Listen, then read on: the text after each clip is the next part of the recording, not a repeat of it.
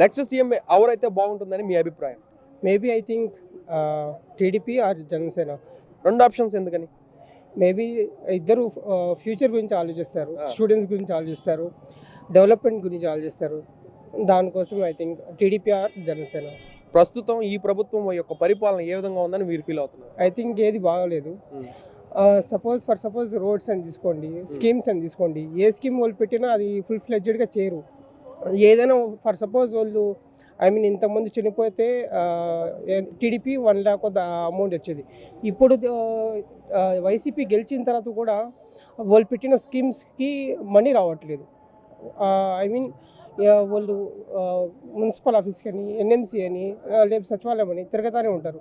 వాళ్ళకి అమౌంట్ అయితే వచ్చేది లేదు. నేనే ఫర్ సపోజ్ మా బంధువులు ఒక 2-3 చనిపోయారు, మేము తిరగతానే ఉన్నాం. సో అది ఇంకా మాకు రాదని అర్థమైంది. ఫర్ సపోజ్ చెప్పాలంటే నేను సచివాలయంలో వాలంటీర్గా చేశాను, నేనే క్విట్ అయిపోయాను. ఇంకా నేను బీటెక్ ఫైనల్ ఇయర్ చదువుతున్నాను. సో ఇంకా ఇవన్నీ మనకి సెట్ అవ్వరా అని అర్థమైంది క్లియర్గా. ఇంకా నేను క్విట్ అయిపోయాను. దానికోసం చెప్పాలంటే చాలా స్కీమ్స్ అసలు అన్నెసెసరీ. బార్బర్కి మనీ ఇవ్వడం అనవసరం. ఇంకా క్లోత్స్ వాష్ చేసే వాళ్ళకి మనీ ఇవ్వడం, ఇంకా ఆటో వాళ్ళకి ఇవ్వడం, ఇవన్నీ నాకు తెలిసి కరెక్ట్ కాదని నాకు అనిపిస్తుంది. దానికోసం ఇంకేం లేదు. ఎలాంటి ప్రభుత్వ పథకాలు పెడితే జనాలకి బాగా అవసరపడతాయని మీరు అనుకుంటున్నారు? బాగా అవసరం అంటే మేబీ ఫస్ట్ స్టూడెంట్స్కి ప్లేస్మెంట్స్ రావాలి.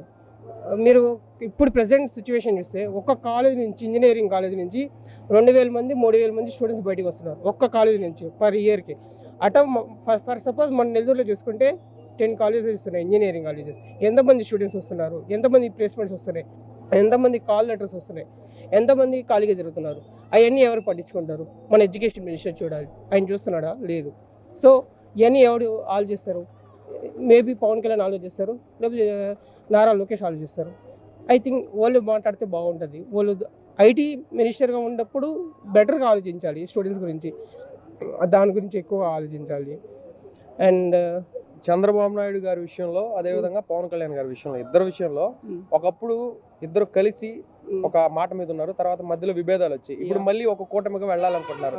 దానికి సంబంధించి మీరేమంటారు? నాకు తెలిసి వాళ్ళు చేసేది ఏమో కరెక్ట్ థింగ్ అనుకుంటున్నారు. వాళ్ళ కోసం సెల్ఫ్ కోసం ఏం చేసుకోవట్లేదు. స్టూడెంట్స్ గురించి ఆలోచిస్తున్నారు, స్టూడెంట్స్ లైఫ్ గురించి ఆలోచిస్తున్నారు, డెవలప్మెంట్ గురించి ఆలోచిస్తున్నారు తప్ప వాళ్ళ కోసం వాళ్ళు ఏం చేసుకోవట్లేదు.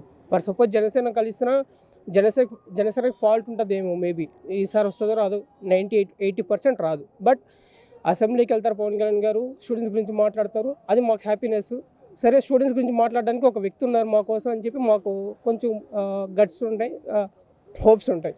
సో ఇంకా రెండు కలిస్తే ఇంకా ఐటీ మినిస్టర్గా ఇంకా ఎవరైనా టీడీపీలో బెస్ట్ ఎవరైనా ఉంటే వాళ్ళు తీసుకుంటే ఇంకా స్టూడెంట్స్కి వాళ్ళకి ఇంపార్టెన్స్ బాగుంటుందని నా ఉద్దేశం. ఇన్ కేస్ కూటమి అనే మాట లేకపోతే మీరు ఇద్దరులో ఎవరైనా ఒకరు కావాలి అని అన్నారు కాబట్టి, ఇద్దరు నార్ అన్నారు కాబట్టి, ఒకరే కావాలి అంటే టీడీపీకి సపోర్ట్ చేస్తారా, జనసేనకి సపోర్ట్ చేస్తారా? మేబీ జనసేన. ఎందుకని ప్రత్యేకంగా ఏం లేదు, అందరు కొత్తగా స్టూడెంట్స్ పార్టిసిపేట్ చేస్తున్నారు దీంట్లో. ఎమ్మెల్యే క్యాండిడేట్స్ కానీ కొత్తగా ఫ్రెష్గా ఉన్నారు. ఎవరు మనీ ఇచ్చి పిలుచుకొని మనీ ఇచ్చి సేవ చేసేది ఏమి ఉండదు. మొత్తంగా వాళ్ళు సెల్ఫ్గా వస్తారు, సెల్ఫ్గా ఎవరిని పిలుచుకోరు, వచ్చి వాళ్ళు హెల్ప్ కావాల్సింది చేస్తారు, వెళ్తారు. స్టూడెంట్స్కి ఏం కావాలో వాళ్ళకి బాగా తెలుసు కాబట్టి, స్టూడెంట్స్తో తిరుగుతున్నారు కాబట్టి ఏది తప్పు ఏది రాంగ్ అని వాళ్ళకే బాగా తెలుస్తుంది. సీనియర్స్ ఉంటారు, సీనియర్స్ బాగానే చేస్తారు. బట్ వీళ్ళు ఫ్రెష్, వీళ్ళకి అర్థమవుద్ది ఏది కొత్త ఏది పాత, ఏది చేయాలి ఏది చేయకూడదు అని బాగుంటుందని జనసేన రావాలని కోరుకుంటున్నాం. అంతే. మొత్తం మీద రాబోయే ఎన్నికల్లో ఇద్దరు కూటమిగా వస్తే తప్పకుండా జనసేన లేదా టీడీపీ రెండిట్లో ఏదైనా ఓకే అంటున్నారు, అంతేనా? అయ్యా అంతే. Janasena TDP, that's it.